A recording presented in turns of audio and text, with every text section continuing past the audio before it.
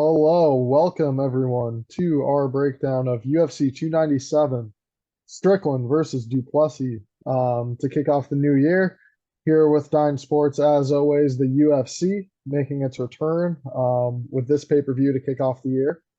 As always, joined by Nick here to break down the card with me. Nick, what are you looking forward to this card? It's it's an interesting one. Yeah, I mean, some people are complaining the quality of the card because it is a pay-per-view, but I mean, compared to most other cards, it is still a pretty strong card. You know me, I'm a big fan of Sean Strickland. I've been backing him heavily in most of his fights since he returned from his motorcycle accident. Obviously, didn't have him winning against Israel Adesanya. He really shocked the world there, but this is his first title defense against another guy in Duplessis who I've been pretty low on, but he kind of seems to fall his way to the top.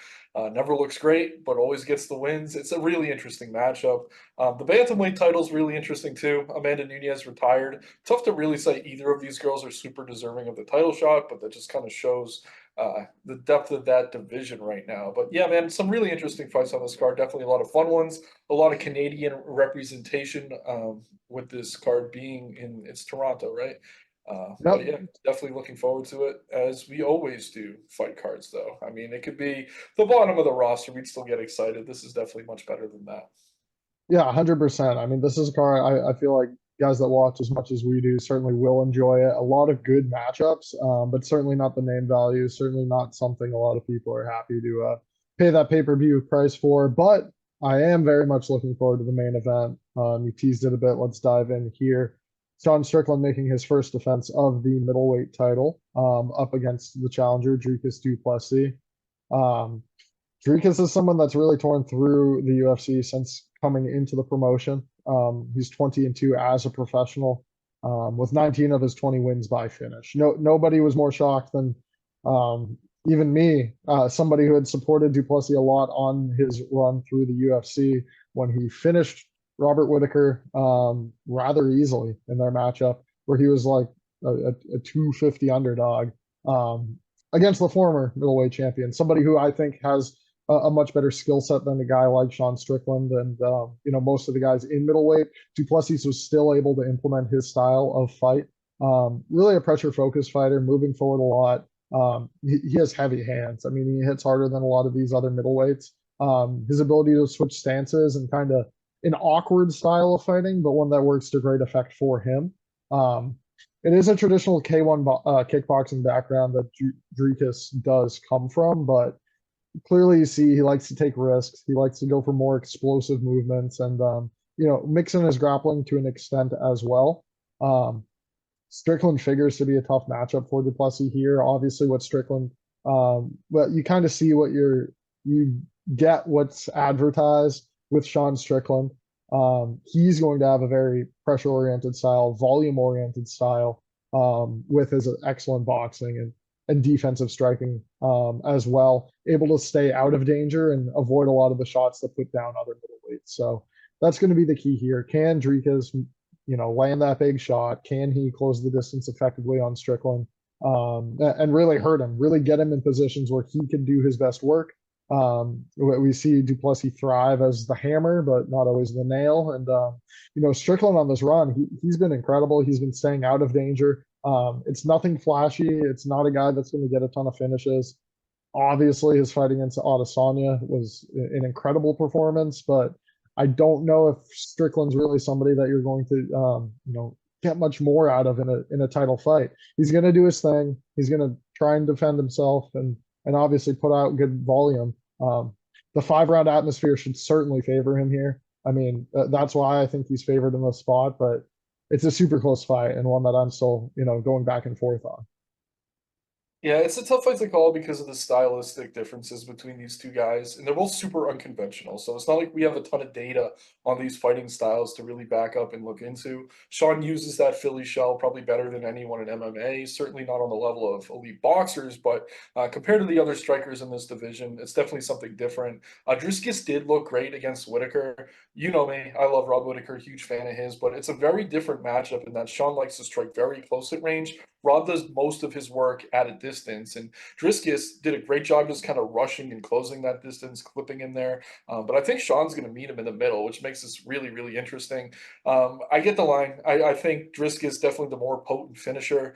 Sean, the better technical striker, especially defensively, defends more than 63% of the strikes thrown against him, which is ridiculous. And we always hear these stories of how he spars all day, every day. Magomed Ankalaev coming off a huge win over Johnny Walker. Most of his camp, that was his primary training partner, which is obviously a plus against a guy like Driscus, who may try to mix in the wrestling. Sean does have an 84% takedown defense. That is in spite of a matchup with Usman years ago at 170, where he was taken down like 6 times in that fight. So he's really shored that up over the years.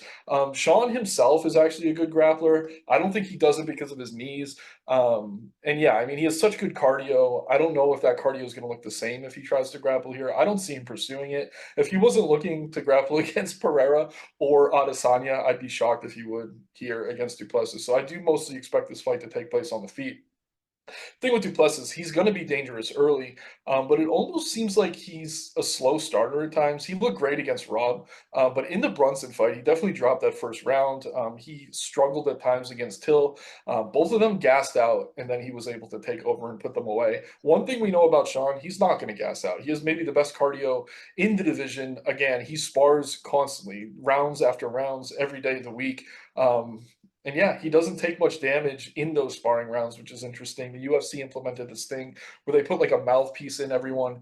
They wanted to see how much head damage they were taking. It was kind of like a CTE experiment. I don't know. And somehow Sean, with all the sparring he's doing, takes less damage than almost anyone else in the UFC, even in these excessive rounds that he's doing. So I really like it. He has a great team behind him, obviously, with Derek Nisick. Is he always going to listen to his coaches? I don't know. I think there's a really easy way to approach this fight, and it's just to live bet Strickland.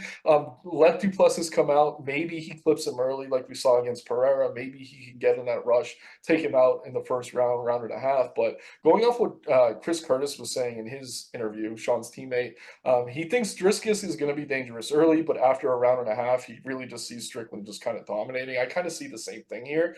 I am afraid to back Strickland heavily because I could see Duplessis coming out, especially with all the like talk going on about how Sean was abused. It seems like Driscoll's gotten into his head a little bit. Sean reached out to him to like kind of apologize, but also threaten his life. It's like there's a lot of crap going outside the cage right now. He dealt with some weird media members yesterday asking him questions that had nothing to do with fighting. Totally triggered him, but I don't know. Sean always wears his heart on his sleeve. I will say, going into the Adesanya fight, everyone thought he looked shook. Everyone thought his head was out of it. He was just there to collect a check, and he put on the best performance of his entire career.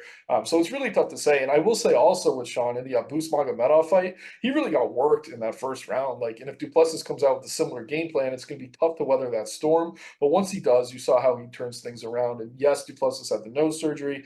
I think his cardio's improved from what we saw earlier in his UFC tenure. But at the same time, there's no way he's going to be able to match Sean in terms of cardio. So yes, this is a tough fight to call. Yes, I'm biased as a big time Sean Strickland fan. But I do think Sean probably gets it done. It's just going to require him weathering an early storm. Both these guys are in tremendous shape. Driscus always is. I mean, he's an athletic specimen, but Sean really looks good, better than he ever has at 185 pounds, in my opinion, coming into this camp. We haven't seen weigh-ins yet, but just watching all the sparring footage, the embeddeds, everything like that, he really seems dialed in. Driscus is going to have a bunch of people flying over from South Africa. I don't think there's a question of motivation on either side here. It just is such an interesting stylistic matchup, and you can see it really going either way. Like, if Driscus comes out and just rushes him and catches him, no one's going to be surprised. If Sean can just kind of pick him apart at range and slowly grind him out and then take him out late, no one's going to be that surprised. It's one of those fights that could certainly go multiple different ways if it took place multiple times. Issue is it only happens once. Good news is it is close, fairly even. So whichever side you like, you could probably get decent value on. For me personally, I am going to take Sean. I'll probably put a small bet in on him pre-fight, but I think the bigger bet for me, if I am placing it, it's going to come after maybe the first round, especially if Driscus pulls ahead early. And yeah, it's interesting though, because in the Izzy fight, Sean's best round was the first where he almost finished him, right? Was that the first or the second round? First, Yeah, so like it maybe the strategy comes back to bite me. I miss out on some value, which is why I'm going to put a small bet on Strickland ahead of time. But I don't know. I've never been that high on Driscus. I've faded him against much worse fighters. I mean, he almost lost to Brunson. Till looked good against him at times until it's completely washed. I mean, the Whitaker fight, I don't know. I can't fully wrap my head around it. He looked great there. He had this terrible grappling exchange. I don't even know what to call it. It was like this full body lock takedown that like should have never worked. It was like a hip toss thing. Somehow it worked on Rob. And I know Driscus is strong, but I don't know. I don't see him taking Sean down easily. And if he does, I do expect Sean to work his way back to the feet. But yeah, very competitive fight, very fun fight. Two guys who will be moving forward. I expect it to mostly take place at striking range. I'm concerned about Driscus's early finishing equity, but other than that, I do see Sean as the much better technical striker. Good enough on the mat. He should be able to survive if he is taken down. And I love the cardio advantage here. I think I agree with you in that. That's probably why he's favored here. This is a 5-round fight. If it were 3 rounds, I'd be much more concerned about Driscus taking the first two, something like that. And I will say this: Sean did face Cannonier. His last loss was that split decision. You rewatch that fight; it was very, very close. Could have gone either way. I don't know. I could maybe see something similar here. Could see a split decision if it goes 5, but I'm not as confident in Duplessis lasting 5 rounds as I was in Cannonier. So I don't know. And Sean's checking enough boxes for me to back him near even money, but I can't sit here and say it's a confident play, even though I'm a big fan of his. I mean, yeah, the style of fight that we often see from Strickland isn't really one that, makes you worried about Duplessis lasting the decision. I mean, he could still go the 5 rounds. I'm confident in that too. I think the way I'd be attacking it though is Duplessis inside the distance. I don't see it very likely at all that this is a fight he wins by decision if it's going that long. Sean Strickland's able to, get him at a range he wants in rounds 3 and 4, keep landing volume and win on the scorecards in that way. I just think Duplessis has what it takes. I mean, we've seen what he was able to do to Whitaker. Again, that was a bigger dog price than you're getting with Duplessis here, but I still do like his chances of pulling off the upset on Strickland, even though he is the less technical guy. This was a guy right when he came in the UFC. I said this guy could win a title. I didn't believe Yeah. it then. I didn't believe it because Izzy was the champ, and I still don't like that matchup in particular for Duplessis. But here against Strickland, I think he may have the tools to take the belt off and get the win. So very much looking forward to the main event this weekend. Should be a good one for the middleweight title. Um, we'll move on now to the women's bantamweight. The vacant title up for grabs here between Raquel Pennington and Myra Bueno Silva. Bueno Silva, the betting favorite at current, -170 over Pennington. Um, it's a very good fight. I mean, both women are on impressive winning streaks. Bueno Silva 5-0 in coming into this one. Her last fight, an impressive finish of Holly Holm was overturned to a no contest. Her testing positive for Ritalin.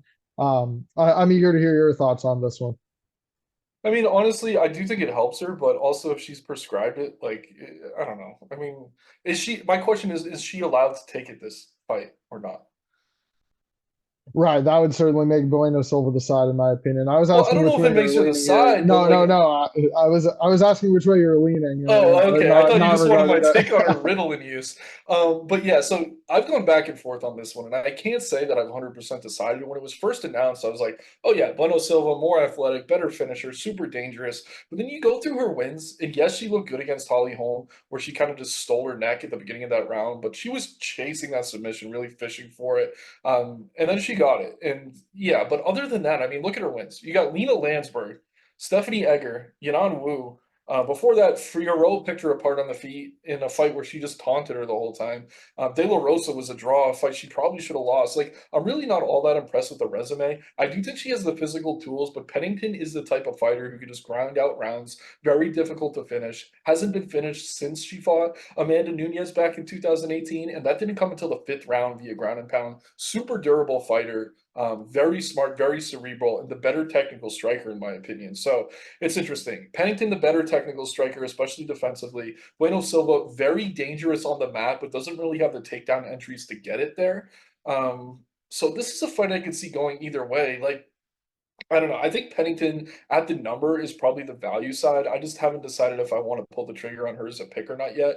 Again, she's just fundamental. She's good everywhere. She's definitely the best opponent that Silva's ever seen, maybe outside of Furo, I guess you could argue. But the wins that Pennington strung together are really sneaky good. I mean, Chiason's looked better than I thought she would. Kienzad had a nice run before she ran into Pennington. And then that last one against Vieira, it was a split decision, but I do think she did enough to get the win there. And all those wins I rate better than Bueno Silva's. I mean, yes, Holly Holm got caught in that choke, but like, I don't know, man. If she doesn't have the Ritalin, is she going to be able to focus? I was listening to Veronica Hardy and Dan Hardy's podcast, and Veronica had a nice little insight. She was saying Silva, more than anyone, gets nervous before fights. She's seen her in the back more than once, and it's like crazy how jarred she gets and how shook up she gets. So I could see Ritalin really helping with something like that. So if she's not able to use it here, and she doesn't have an alternative, maybe that's a problem for her. Because she did come out sharp and focused against home, but that was a fight in the Apex. I mean, could the big crowd get to her here? I don't know that the crowd's really going to favor either side of this one. I know when this was initially announced as the main event, Canada was kind of in an uproar. They had to add the Sean fight because I think Volk and Taporia at one point were supposed to be on this card. But yeah, it's a tough fight. But I think at the current number, I do prefer Pennington as the side. But it does feel close to a coin flip. I want to spend more time researching. I want to find out if Silva's allowed to take that Ritalin because I do think it actually matters here. I think the line was a little bit wider. Or no, it's getting wider now. Minus 160, minus 170, most books. Again, she's the better finisher. If this fight finishes inside, I think it is probably Silva. I think you could bet like Pennington decision only, maybe, or Silva finish only, depending on the books you have. There's a lot of different ways to go about this fight, but I do think overall Pennington is going to have the better cardio. She's the better defensive striker. Silva might land the bigger shots, but is it going to be enough to really pull away on the scorecards? I'm not sure. If she gets to the match, she's super dangerous, but she hasn't shown an ability to really take the fight there consistently. Pennington does have a solid takedown defense despite of facing a bunch of wrestlers in her past. So I don't know. I'm leaning Pennington right now, but this is one, and we always love to do this. Plug the article coming out on Saturday. You get our final picks, and not only will you know who we're picking, but how we're picking them. Right now, I'm leaning Pennington by decision. But when this fight was first announced, I thought Silva might be able to finish her, but I don't know, man. It's a tough one, and it's honestly kind of low level. Like the division right now is not great at bantamweight. And yeah, just kind of goes to show how valuable Nunez was to this promotion. Hey, don't worry. Winner gets a nice matchup of Juliana Pena. How thrilling will that be for their first title defense? Yeah, this is going to be a tough fight for Call. I agree with you that Pennington would be the side of value on this one. As you said, if the fight goes later, her striking should be the difference in between these two. Although I do like that Bueno Silva lands at a higher rate of accuracy, nearly matches her in terms of strikes landed per minute. He has looked better on the feet as of late, as you highlighted, not against the best competition. And a big factor for me in this as well is that Pennington, while she does have 9 career losses, they're against some of the best in the world. I mean, Amanda Nunes, obviously, but also career losses to Holly Holm, Jessica Andrade, Kat Zingano, Leslie Smith, Jermaine Durandamy, Right. all the upper crust of this bantamweight division. Whereas Bueno Silva, up and down in terms of her level of competition, and some time I believe spent down flyweight as well. But her grappling in this fight, I think Pennington with her 63% takedown defense should be able to keep this fight standing for the most part. It's just a matter of Bueno Silva is going to be the aggressor and able to, outwork her to sway the judges those rounds that are contested on the feet. Um, I'm leaning Bueno Silva to get the win in this one. Probably will be my pick for the women's bantamweight title, but not a confident one. Yeah, you kind of mentioned her head games in the back, but I'd say as well what we've seen out of like her social media, a bit weird this week. Not only the call outs of Pena, but oh, I'm the chosen one. Going in here. Where Pennington, I think you know what you're going to get, and certainly not a bad look getting plus money here. Um, yep. We will move on now to the featured bout, which should be a good one at welterweight. Mike Malott, now a minus 370 favorite over the veteran Neil Magny. Neil Magny, a guy that have had generally a solid read on. Again, he's going to be a steady presence in the octagon, winning minutes, doing whatever it takes to do so. He has great length, good striking. I would say striking that could match that of Malott here. While Magny is not very powerful or dynamic in terms of his attacks, he's very steady. He uses his length well, having a 7-inch advantage in reach over Malott in this spot. What we've seen out of Mike Malott is good in terms of his striking. I mean, this guy was billed as a grappler coming into the UFC, but his kicks are great. He's able to get his hands on guys fast. Magny, I think, is going to present a stylistic issue for him in that regard. I think he's going to stymie a lot of the striking offense of Malott. Those kicks aren't going to land to great effect. Magny has the length to evade, and also the length to return fire that we really didn't see in the opponents Malott has fought thus far. I'd say his ceiling's yet to be determined. I mean, while the wins have looked good for this guy, we really don't know if he's top 10, top 15 material at welterweight, where I could say confidently Magny is, or at the very least Magny was. I mean, he's getting to a point in his career where it's becoming tougher to back him. We're seeing him at more large dog prices such as this, because he's not putting forth the best effort. I mean, he has been still taking very tough fights as of late, but I do worry about him here in this spot. We've seen him submitted as of late recently, fighting Shavkat Rakhmonov. And I feel like he could succumb victim to a submission here from Mike Malott if he's able to get the fight to the mat. Well, he's averaging, more than 2 takedowns landed per fight thus far in the UFC. Malott's also extremely effective at getting to positions where he could threaten with subs very quickly after getting the takedown. So I think that could be an issue for Magny, somebody who normally slowly works his way back to the feet or back to a position where he can just clinch and hold you on the cage. It's an interesting fight just because of the betting line. Obviously, Malott, the younger guy, more explosive, probably the way a lot of people are leaning, but I could see myself taking a shot on Magny here. I mean, Malott, again, just a bit unproven in my eyes, and if he's not going to be able to get great takedowns on Magny, could be a long night for him. Yeah, man, I'm actually with you. I mean, this is another one I'm not 100% decided on, but I mean, at the number, I don't see how you don't lean the Magny side. He's plus 250 or better at most books, which is insane to me. I know he looked terrible against Ian Gary, but he took that fight on short notice. Gary really just chopped at his legs the entire time. Again, Magny was dealing with a custody battle at the time. Wasn't really in camp for himself. I forget who else was on that Boston card we were at, but he was just in someone else's corner earlier in the night. Can't remember who it was off the top of my head, but Austin Hubbard was on that card because of the tough finale. So he'd been training Austin up, but he wasn't really in camp for himself, and he just said, "Oh yeah, I'm already going to be there. Might as well just jump into the fight." I don't think he really game planned for Gary effectively in that spot, and he looked terrible. And But a the other tough thing, matchup. I mean, Gary, like, yeah, Gary really long and a striker. And yes, Malas looked good. Yes, he's a very smart fighter, maybe one of the smartest on the roster, honestly. But which of these wins are impressive? I mean, Mickey Gall gone. Lioness we'll talk about in a little bit. Really a one-trick pony. As long as you dodge that power shot, you're pretty much safe. Adam Fugget, decent fighter, really not anything to write home about. And you look at who Magny's losing to. Yes, Gary, who's a controversial figure right now, but other than that, I mean, Burns, Rachmanov, and he's alternating wins and losses. I mean, he might be due for the win here against Milan. I could see him getting fraud checked. I did pick Magny against Phil Rowe. That was a very close fight. I think I rate Rowe higher than Milan in terms of their upside. It's tricky though.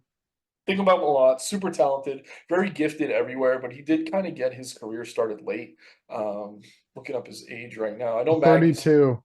yeah, 32 is not bad, but I mean, again, he hasn't really seen elite competition yet. I mean, arguably his best win came when he beat Renfro for CFFC. Like, I actually like Renfro, who's fighting for PFL now a lot, but yeah, I don't know. It just feels like a wide level of competition between these two guys to be paying this price. I think it's similar to the Gary price almost.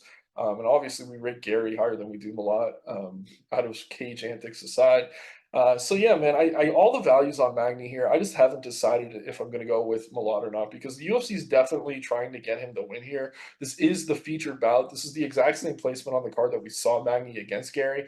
And he's in front of his home crowd. He lives right down the street. He's sleeping in his parents' house. All his coaches are sleeping in their own beds. They really have everything going for them here. But the thing that I'm kind of interested in is, yeah, Magny's tough to finish. I mean, Burns finished him on the mat. Shavkat finished him on the mat. Those are two of the best grapplers in the world at 170. Other than that, it's not like we see him get knocked out on the feet at all. And yeah, I don't know that Malott has that ability to take this fight into the later rounds. Magny trains at elevation. He's going to have a superior cardio here. So as long as he can stay standing and kind of extend this fight, I do think Malott probably wins the first round regardless. But who's to say Magny can't kind of do what he did against Daniel Rodriguez, start to take over as his opponent starts to fade and kind of give him that veteran lesson. So I don't know. I'm torn here. I want to spend more time kind of digging in, seeing if I could maybe pick some things out from Malott's interviews. Like I watched his media day, but it was all just like Canadian media really hyping him up and getting their news stories, things like that. I'm trying to get into the technicality of this. Like, is he going to shoot for takedowns? Does he know he needs to take this fight to the mat? How does he feel about his cardio? Can I get another good read on where his cardio's at? Because definitely Magny, that's his greatest advantage here, besides the length. But yeah, at the number, man, I do like Magny. I know those of us who put DraftKings FanDuel, he'll definitely be one of the underdogs I'm mixing in heavily. For the final pick, check out the article Saturday. Right now, the lean is Magny, though, man. And I don't know. I do think the UFC wants Malott to win here. He has the home crowd behind him, but we've seen Magny score these huge upsets before, so it wouldn't really shock me. It's just a question of how washed is he at this point in his career. And we're always asking these questions with these older vets, and sometimes they prove us wrong, sometimes they prove us right. But yeah, this is not only a show me spot for Malott, but kind of a show me spot for Magny, because this is a guy I think 2 or 3 years ago he would have beat easily.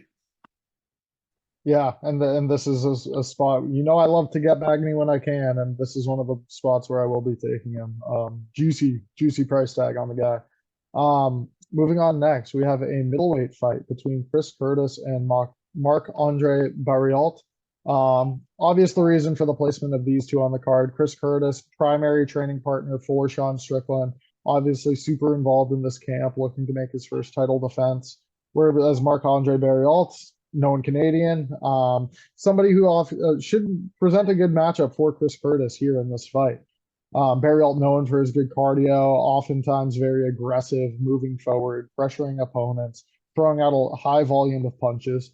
When Curtis, a bit similar to Strickland, is keen to wait back, look for counters of his own, fight defensively first, but put out a solid volume of his own too. Here the older man is Chris Curtis, is Barriault just 33. Not often something you get out of Barriault fights. He's somebody who I have a tough time gauging. Some nights he's really on. He's able to implement his game plan, live up to the nickname of Power Bar. But some guys are able to stymie his offense quite quickly. Curtis certainly has the power to do so, but not necessarily known for it. So it'll be interesting to see when these two clash, who gets off to an early lead. Currently, I'm leaning the way of Chris Curtis. I think he's going to be able to keep it standing, weather the storm. Even in dogfights that we've seen Chris Curtis in, he seems to excel. He's able to sit there, eat some shots, and then return with powerful fire of his own. I kind of see that occurring here. Barriault trying to press him against the cage a lot. Curtis, circling to the outside and landing the more efficient offense. He has better footwork too. Barriault oftentimes will be caught marching forward, where Curtis does a bit better job moving laterally and keeping his head out of harm's way. I think he's going to be able to hit the body of Barriault a few times here too, slow down what we've known as rather up-tempo cardio. And just to be mentioning as well, Barriault isn't some cardio killer. He does tend to fade as it goes late, but he's normally putting out crazy volume, and that's the reason for it.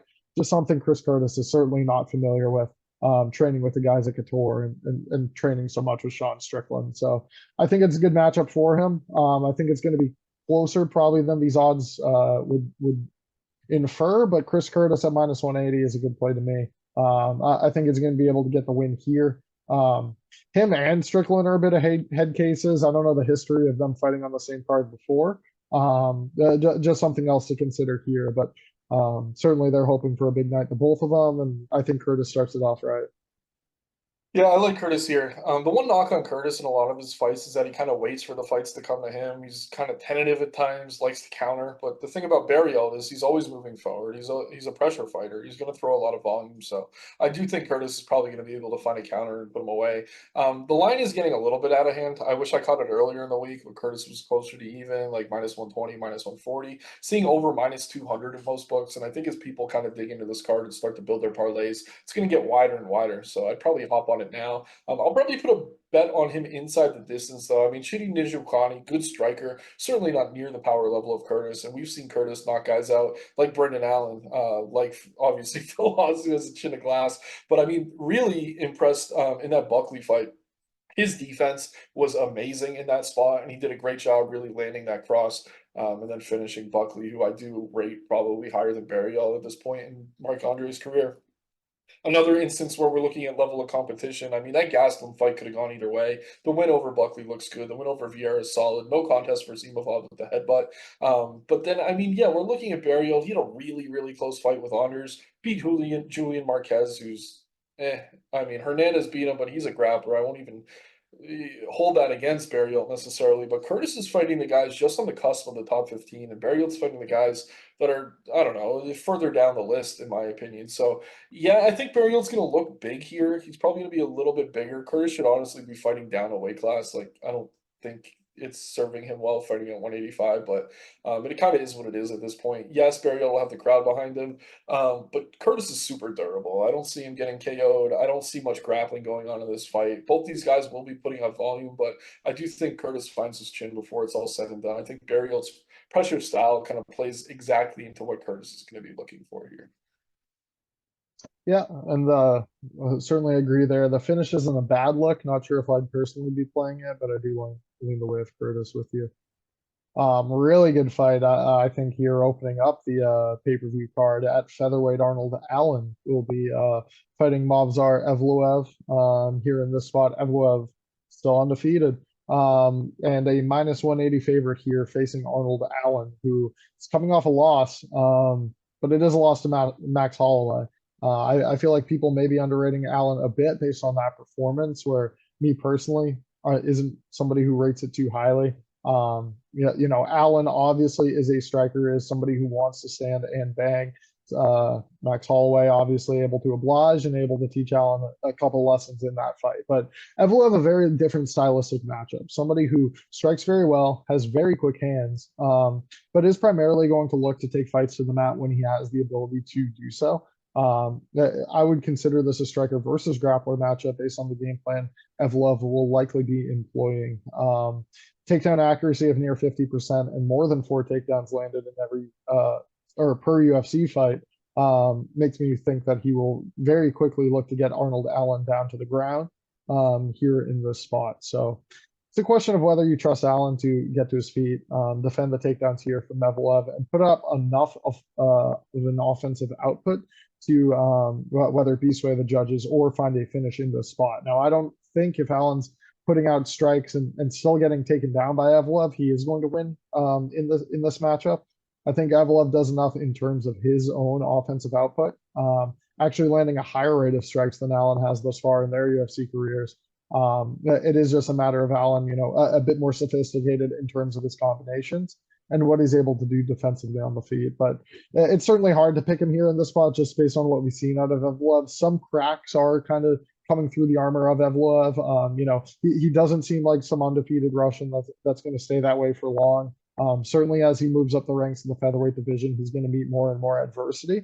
But I'm still pretty torn in the spot. I could certainly see him getting by Arnold Allen, but I could see his striking giving a lot of problems for Evloev too. I'm curious to hear the way you're going on this one. Yeah, I'm pretty much decided on this one. I think I'm sticking with Evloev.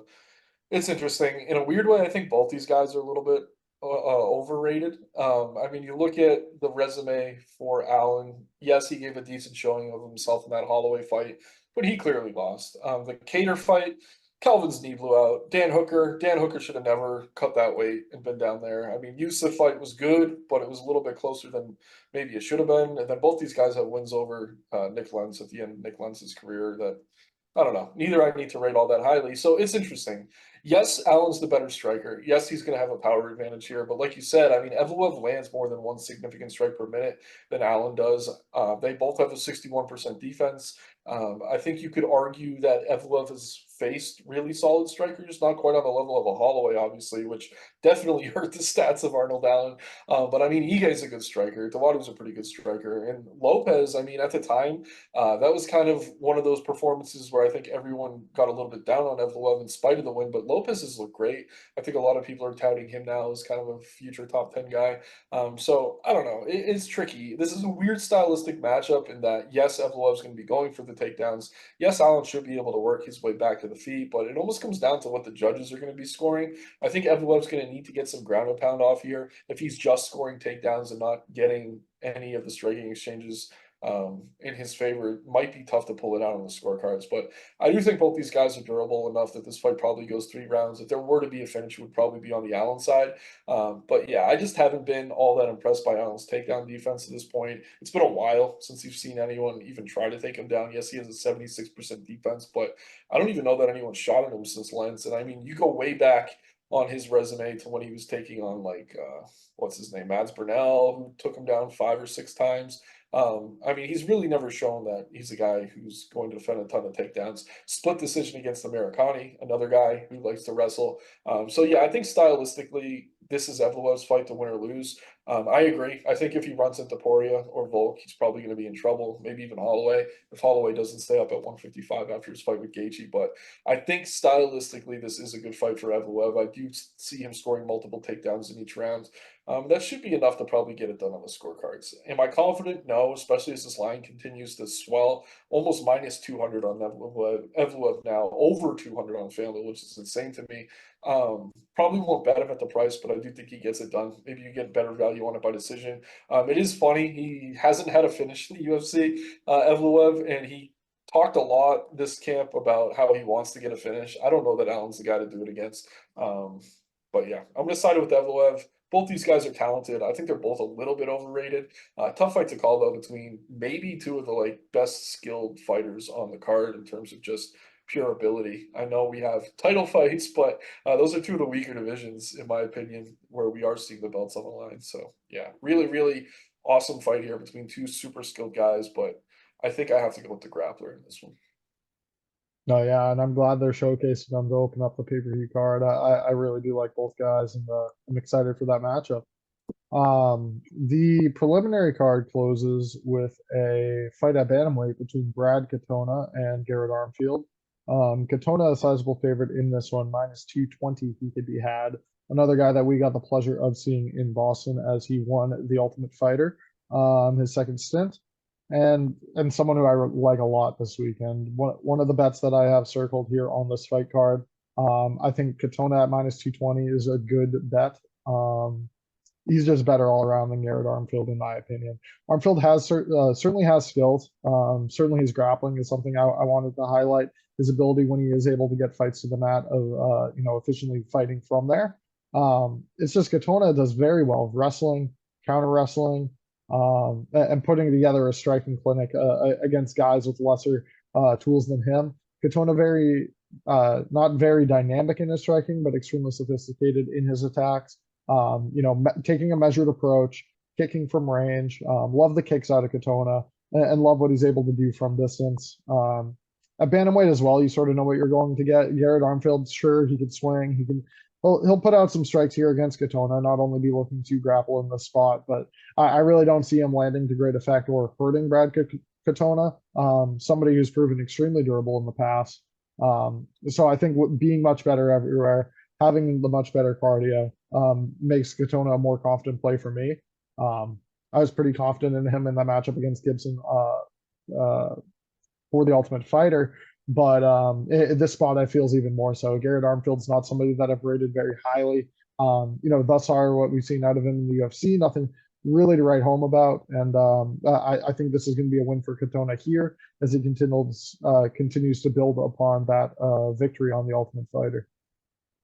Yeah, I'm with you. I really don't have much to add. I do think Katona's going to be a little bit better everywhere. Everything Armfield does well, Katona does slightly better. I think the one advantage you might give to Armfield here is the power, but Katona has proven to be really durable, very smart fighter, sometimes frustrating in that he doesn't get the wrestling going as much as he probably should. But in a matchup like this, I think it's a fight he could win on the feet. He probably is Armfield cover everywhere. I really don't rate Armfield all that well. Yes, he had that nice KO over Toshiomi Kazama, but who really knows what Kazama's going to be? And then before that, I mean, he gave a good showing for one round against Onama, but I think that got kind of blown out of proportion. I mean, Onama still took him down and finished him pretty quickly in the second round. So Armfield got in the UFC, short notice opportunity, really hasn't faced the level of competition that Katona has. Katona worked his way back to the UFC, only losing to Hunter Azure and Merab Dvalishvili. Then he was cut because he kind of has a boring style, but I don't know. I think as a better, he is a pretty safe fighter to back here. Should have a Canadian crowd behind him, even though it seems he wants to be Irish. Training out of SGB in Ireland with Connor, etc. But yeah, I like Katoni here. I think he gets it done. I think the UFC is kind of giving him a layup after a fight of the year candidate against Gibson. Gibson's booked for fight two. I don't know if you saw, but really happy they signed both those guys.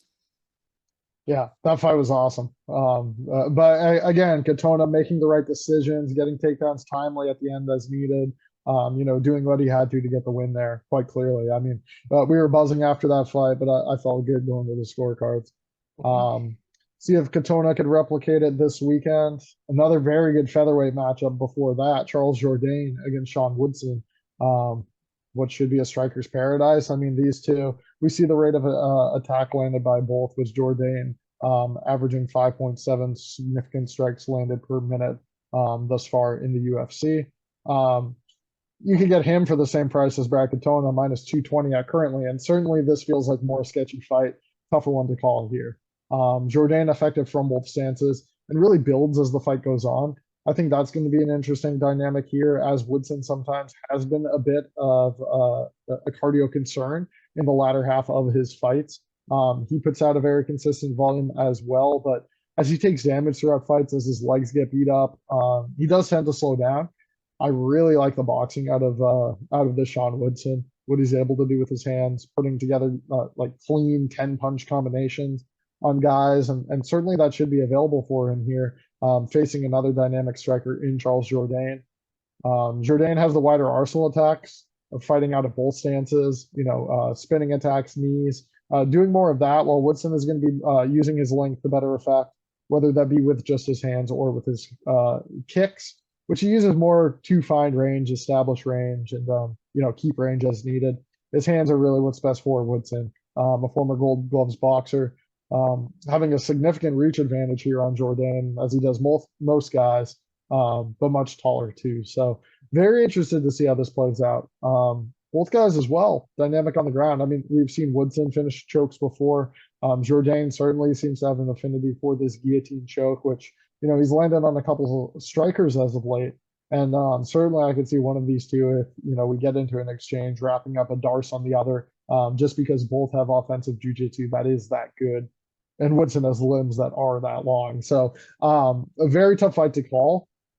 I'm still a bit torn on it. I was leaning the way of Jourdain as this big of a favorite. I probably, again, wouldn't bet him when you're comparing him to some of the other minus 200s on this card.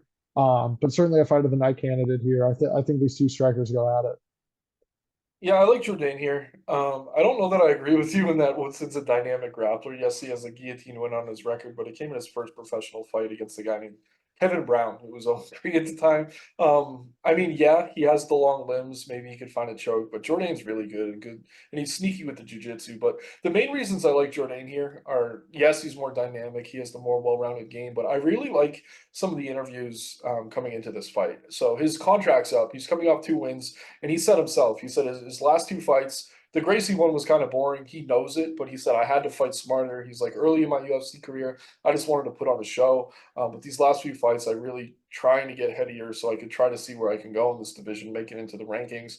He said, it's going to feel great if I could go to the negotiating table on a 3-fight win streak. I think there's a path to victory here for him if he takes it to the mat. I mean, there was a lot of hype going into that Ricardo Ramos fight. Strikers delight, two really good strikers. And what did he do? He scored that really early sub on Ramos, looked excellent in that spot. I think he could potentially do the same here. I think he's going to spend some time on the feet with Woodson, where Woodson's dangerous, but I do think the leg kicks for him against a kind of standard boxer type fighter in Woodson should be effective. Woodson dangerous, but I don't know. I think his frame has really carried him to where he's at as he fights better and better competition. It's going to be tough for him to kind of keep it up. And yes, he did secure that nice one against Dennis Bazooka, but that fight was closer than I think most thought it would be, with Woodson being around a minus 200 favorite. Really close fight against Luis Saldana.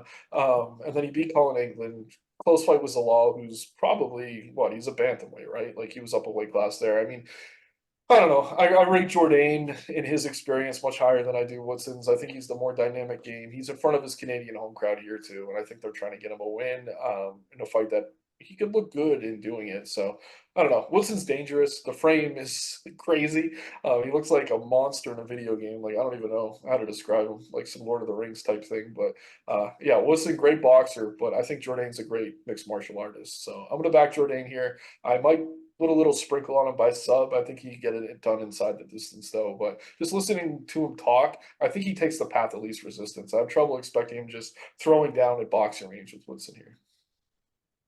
Well, if that is his point of attack, certainly makes me more confident in backing him in the spot.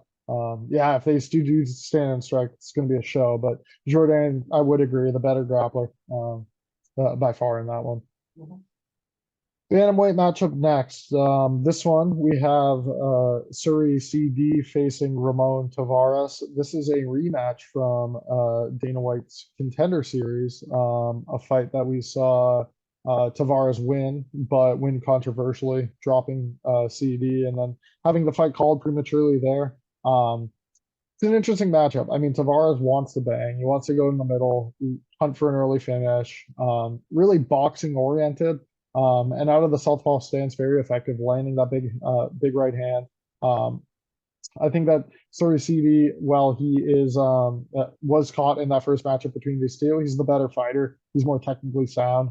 He's going to have the better approach to most fights in terms of his striking. Able to implement more weapons than a guy like Tavares, who is boxing first. So while this could play out completely different than the first matchup, I kind of think Tavares would probably be able to catch him again here. Even though It these went the two other are way. I think you're mixed up. CD won the first matchup. CD by KO. KO. Okay. Tavares is the one that I do think is going to win in this spot. I think his aggression and boxing is going to be able to have him moving forward, touching up CD here early. As the first fight was, what was that in the first round? Correct. Yeah. Yeah, it was. Yeah. It Yep. was. As these two get extended, the boxing from Tavares is going to, be able to crack through what CD has in terms of his defenses. He lands at a higher rate, does Tavares. And again, if he's front foot forward on the attack here against a guy who switches stances more in CD and is a bit more looking to set up technical strikes, I see him finding better effect. So I do not see him getting caught again in this rematch. Curious to hear your thoughts. Yeah, I'm gonna go with CD here. It's not a confident play though, but yeah, the first time around it was an early stoppage. He dropped Tavares, and then the ref kind of called it off, but Tavares wasn't KO'd at all. But then after that, they made Tavares fight a prospect who I really like in like Cortavius Romillas or whatever the hell his name is. But yeah, so what Done Tavares that does is one. he just rushes in, throws like crazy. So that alone makes it a volatile fight. I think you want to bet the unders here. I think these guys are going to meet in the middle. But what we saw the first time, I mean, CD took a few shots from Tavares and stayed standing. Yes, CD didn't really finish Tavares, but that was a true knockdown. So like, I don't know. I like CD to probably replicate that performance. I also think if you go through these guys, the regional film, CD hasn't really faced that great of a level of competition, but he does seem to take the fight to the mat more often. And yeah, I think Tavares just comes out shot out of a cannon here. Maybe he can find that early finish, but if he doesn't, I actually think CD's probably the more well-rounded fighter with the better cardio and durability. It's a low-level fight. It's really tough to gauge where these guys are at, especially with Tavares' style of just like run forward and go insane and hopefully knock out your opponent. But yeah, I think CD's just a little bit more well-rounded, a little bit more durable, which is going to matter here when these two guys are standing in the middle of the cage. Should have a slight reach advantage. Not that it's necessarily going to matter if they're going toe to toe, but yeah, it's just tough for me to want to back Tavares, even though maybe he's going to be super dangerous early. I probably won't bet on either side here again. I'd probably take the under 1.5. Going to check out the price on that. But yeah, I think that's the way you play it because again, we haven't seen these guys tested extensively against top level competition. They both seem dangerous, but CD just seems a little bit more composed, and I think that could be enough to get it done here in front of his home crowd. It's certainly not a confident play by any stretch. Yeah, and I think the UFC knows both these guys aren't that great. Let's just give one a roster spot, whoever Well, wins they this gave fight here. both. Yeah. Well, I mean, they're fighting here. I'm not sure if both are going to be retained by the company. Yeah. Um, Moving on, women's strawweight, a matchup between Jillian Robertson, your favorite fighter, minus 310, against Poliana Viana. I'll let you take the lead here. Robertson, a big favorite, but you taking her?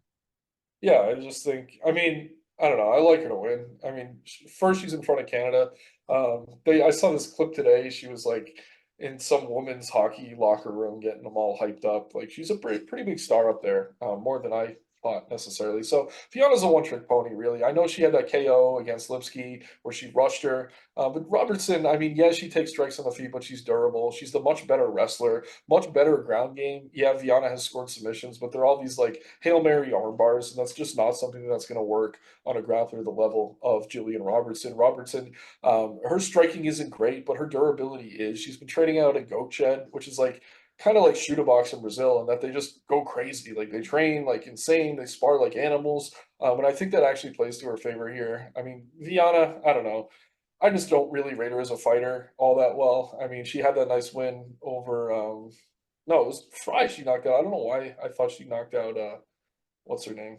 But yeah, I mean, really not impressed by any of her wins. None of them are still with the UFC. Whereas Robertson has the win via submission over Rose in a grappling match. I mean, she's looked good against anyone she could get her wrestling going against. And I do think we see that again here. Coming off a tough loss with Tabitha Ricci, who's kind of climbing the division, definitely much better wrestler than Viana. Viana has kind of those arm bars in her back pocket, but again, against a better grappler, I just don't see that working. Do I like the price? No, not at all. Minus 300 feels terrible. But I don't really see many pass for Viana here. She also gassed out really bad in that last fight against who was it?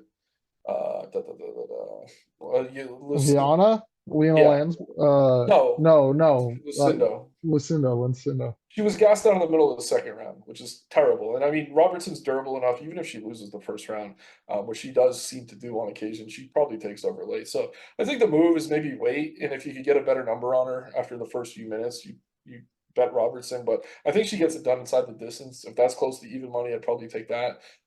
Viana just seems like I don't know. She's really caught up in the Instagram side of things and everything else. I just don't rate her that highly. Robertson continues to show improvements. I think she's at the right camp, addressing the holes in her game that were clearly there on the feet. So I'm going to go with Robertson here. I'm guessing you might take a stab at the dog though, based on your tone. No, I'm with you on Robertson. Okay, cool. I think Vienna sucks as well. Yeah, I really don't think Robertson should be minus 300 against anyone, but she right. has been much better as of late. Even that loss to Tabitha Ricci was a lot closer than I had been anticipating. And then yeah, the wins prior against girls such as this. I mean, kind of one trick ponies that Robertson's just able to implement her game. Better jujitsu, better takedowns. Landing takedowns when she needs them. Should be able to do so against Viana, somebody who doesn't have great get-ups and really doesn't do much when she's on her back. She tries to throw up those Hail Mary submissions, things of the sort. Robertson, a black belt in jiu-jitsu, very credentialed. She's going to have the edge when this fight is on the mat, and I think that's primarily where we're going to see these two fighting. And yeah, Viana, a couple good combinations, but not really known as a thunderous puncher. Robertson certainly faced tougher strikers than this before and prevailed. So I think she gets the job done here. Not much more to say with her a minus 300 favorite. Um, we'll move on now to the early preliminary portion of the card. So the whole card begins at 6:30 on Saturday. This a welterweight matchup between Johan Lainesse and Sam Patterson. Will be the last fight of the early prelims. Lainesse, native Canadian, small favorite in the spot, minus 150 against Patterson. Tough fight to call. I mean, Linus, you kind of know what you're going to get. He's a thunderous puncher. If he lands, good. He's probably going to win by knockout. Otherwise, it's not a fight that's going to go his way. We've seen issues from Linus in terms of his takedown defense. We've also seen issues from Linus in terms of his cardio. Patterson isn't necessarily the type of opponent that can expose those aspects of this matchup. I think Patterson is a very good grappler, and if he elects to take Johan Linus down, he could find himself winning by submission in the spot. I think he should be able to implement his ground game rather well in this particular matchup. I just think Linus is going to be a tough opponent to take to the mat and control. Linus has been fighting at welterweight for his tenure thus far in the UFC, where Patterson's moving up from weighing 155 previously to fight Linus here. That's good for Patterson. I mean, the guy's 6'3".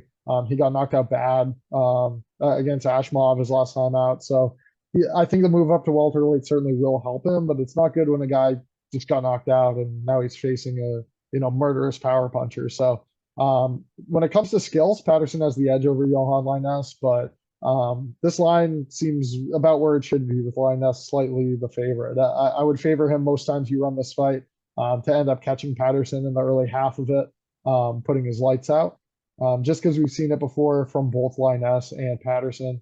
I'm not certain you can trust the guy's chin. This is a spot where I don't blame you for backing him if you are. Again, I agree that he's a more skilled fighter. It's just Linus has all the tools to wipe out a kid like this. And I could see that happening here in Canada.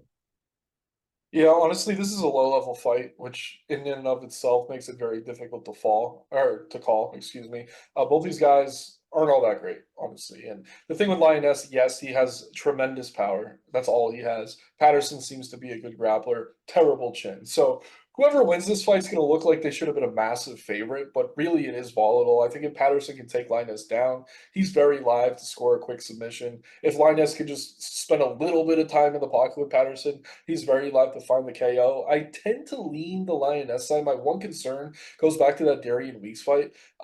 He kind of gassed out against Gabe Green in that slugfest, and then against Weeks, he was super tentative. Like, that was not a good thing to see. I think if Lioness could get back to who he was, I'm going to spend some time trying to look up interviews. He was not someone on the interview panel for the official UFC media, but I know there's some stuff out there. But if we get word that he's going to go out, try to get back to who he was on the regional scene, just look for that quick KO. I like him to win because Patterson, he's tall and his chin's right there to be hit. But if he's going to be tentative and kind of try to pick him apart on the outside, I bet Patterson scores the takedowns or takedown. He needs to find the submission. So low level fight. I think if Linus could get back to who he was before he got into the UFC and who he was on Contender Series, I think he can get that win via KO here. But if not, I mean, Patterson, like you said, the more skilled fighter, definitely the better grappler, going to be very live for a submission if the fight hits the mat. So going to need to spend a little bit more time on this one as well. I think whoever wins is going to look like a massive favorite, but it's really tough to just say, oh yeah, I want to back either of these guys because they've both shown major holes in their games.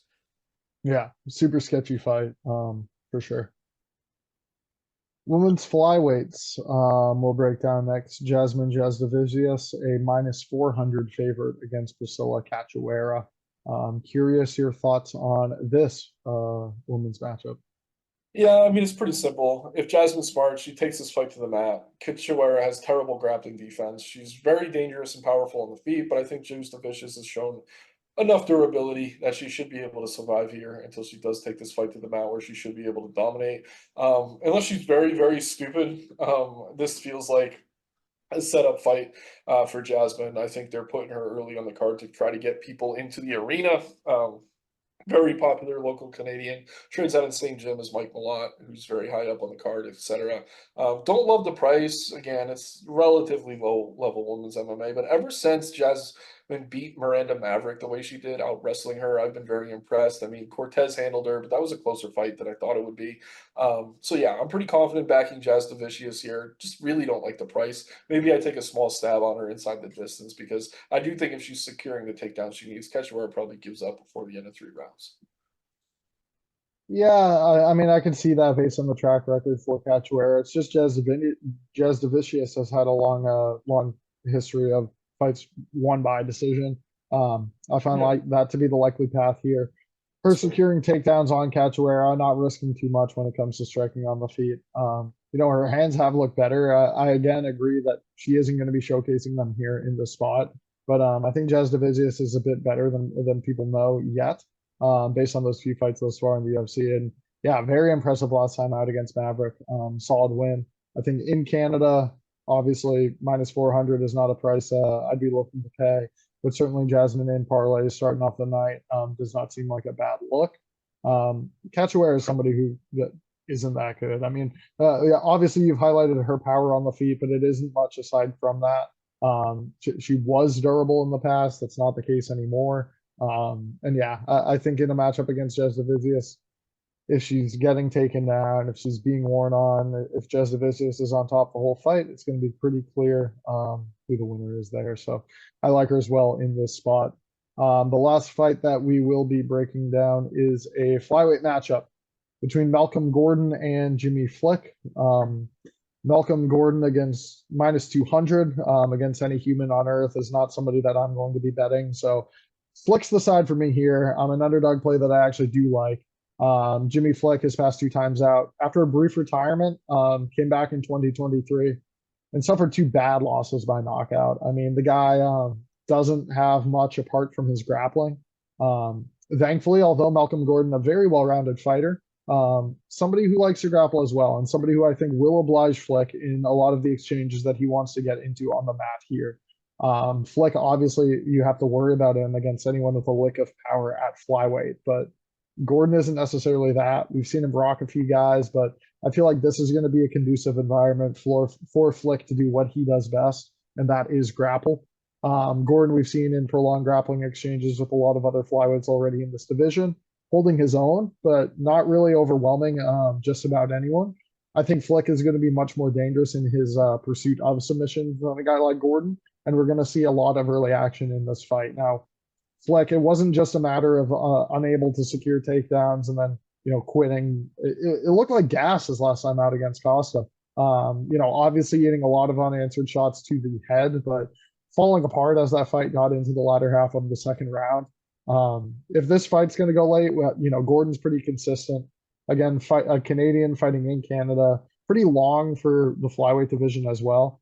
Certainly, Gordon has the tools to win. It's just crazy to see this guy minus 200, especially against a guy in Flick who, while not performing the best as of late, and maybe he's washed, maybe he's all the way done. I certainly think if he's not getting hands put on him from the jump, or facing anyone with significant power, he should be able to implement his grappling and get the job done here. So I like Flick as the underdog. What are your thoughts? Yeah, this is another example of a low-level fight, which makes it volatile and tough to call. I agree the price is insane, but I think we have to dig a little deeper here. So Gordon opened about even. This was an even pick'em. More money has come in to move this line than any other fight on this card. So Gordon did not open minus 200. He's been bet heavily over minus 200. So tons of sharp money allegedly coming in on Gordon here. Makes you wonder, what's up with Flick? What's going on here? What do Yeah, people know? it's against Flick. Uh, Yeah, well, it's against Flick, but it's also like, I mean, Gordon's not that great. He probably shouldn't be 200 against anyone, but why is all this money coming in on Gordon? Like, I don't know. I'm confused. And the thing is, I mean, Gordon's pretty decent defensively when it comes to submissions. Against Mikhaev, it took till very late in the third round for Mikhaev to find that armbar. Francisco Figueiredo, pretty terrible as a fighter, but really exercised the game plan of just keeping it standing long enough to win the fight on the scorecards. I can see something similar in here. I mean, I slightly prefer Gordon just because Flick really is kind of a one-trick pony. Gordon very chinny, but Flick probably has less power than anyone at flyweight. But yeah, just a low-level matchup. Both these guys have 7 losses. Someone's 7 must go. I don't know. I'm not totally settled on Gordon here. I do think the value's on Flick, but I definitely think there's some red flags to be considered when you look at the massive line movement on the first fight on the card. It's like, what's going on here? And I'm going to do a little more digging. Maybe I can figure it out. If I can, I'll probably just lay off and not bet it either way. Again, very low level matchup, which makes it volatile. In that case, the value side is the underdog, but it sounds like there's something going on here that's worth considering. I mean, it's rare we see a line move a full dollar on a prelim fight like this. I feel like a lot of people, again, twice in the last year, we saw Flick knocked out bad. I feel like a lot of that swaying it. But books are looking to get more action on a guy who maybe they can't even trust as money comes in on Gordon. But again, a close fight. No, I wouldn't be surprised to see Flick lose it. I just love the value at plus money. Um, Pretty low energy to with those prelims here, but certainly a card that I think is going to live up to it. We got some fun fights. Again, the title fight between Sean Strickland and Dricus du Plessis, you are not going to want to miss. We appreciate everyone as always for tuning in for our breakdown here. Be sure to check out our write up come Saturday morning on Dine Sports, for a full breakdown and prediction for each of these fights. Hope you all enjoy UFC 297. Likewise. Take care, everyone.